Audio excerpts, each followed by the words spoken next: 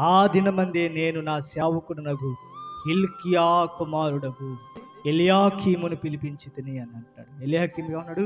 అతనికి నీ చొక్కాయిని తొడిగించి, అంటే తాళపు చెవి ఎవరికి ఇవ్వబోతున్నా చూద్దారండి. నీ చొక్కాయిని తొడిగించి నీ నడికట్టు చేత అతన్ని బలపరిచి నీ అధికారమును అతనికిచ్చిదను.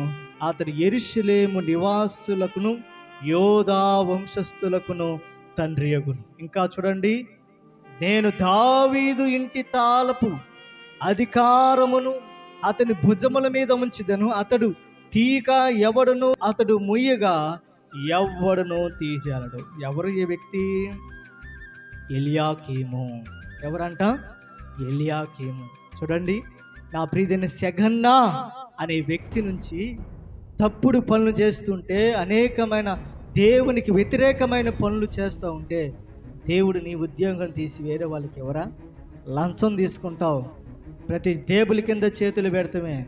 ఈరోజు ఏ సంతకాలు పెట్టాలన్నా, ఏ సర్టిఫికెట్ అయినా, ఆ సర్టిఫికెట్ నీదైనా ప్రతి కూడా ముందు ఏం పెట్టాలి? చేతులు పెడుతున్నారు కదా. డబ్బులు తడిపోయా? తడుపు. ఏం తడపాలి? ఒక రోజు ఉంటుంది నీ ఉద్యోగం పోయే రోజు రాబోతుంది. ఒక రోజు రాబోతుంది నీ వ్యాపారాలు పోయే రోజు రాబోతుంది. నీ ఇల్లు కోర్టులో పడే రోజు రాబోతుంది. జాగ్రత్త.